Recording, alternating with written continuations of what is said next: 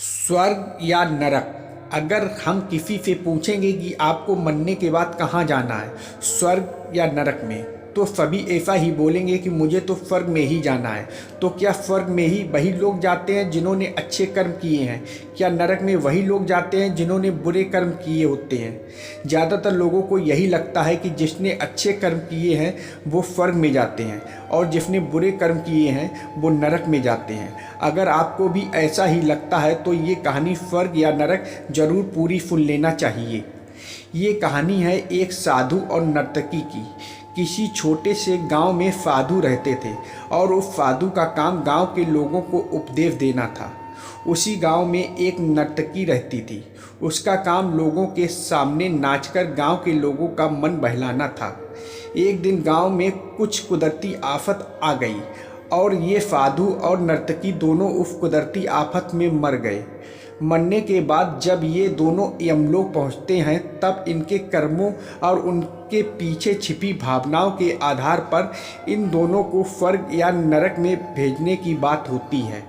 साधु को खुद को स्वर्ग में ही आश्रय मिलेगा, इस बात का अंदाज़ा था।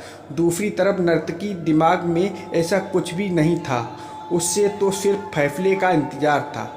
तभी घोषणा होती है कि नर्तकी को स्वर्ग दिया जाता है और साधु को नरक।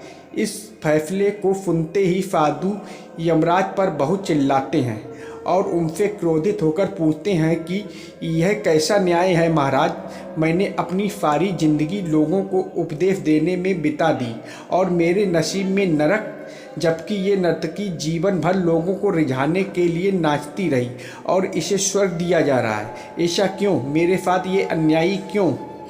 यमराज ने साधु को शांति से उत्तर देते हुए कहा, ये नर्तकी अपना पेट भरने के लिए नाचती जरूर थी, किंतु उसके मन में यही भावना थी कि मैं अपनी कला को ईश्वर के चरणों में समर्पित कर रही हूँ। जबकि तुम लोगों को उपदेश देते हुए भी यह सोचते थे कि काश तुम्हें भी नर्तकी का नाच देखने को मिल जाए।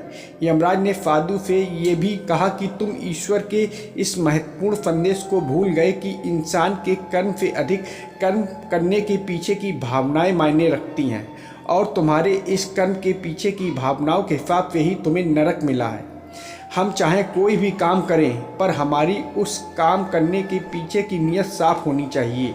अगर हमारी नीयत साफ नहीं होती है तो हमें दिखने में भले लगने वाले काम भी पुण्य की जगह पर पाप ही का भागी बना देते हैं।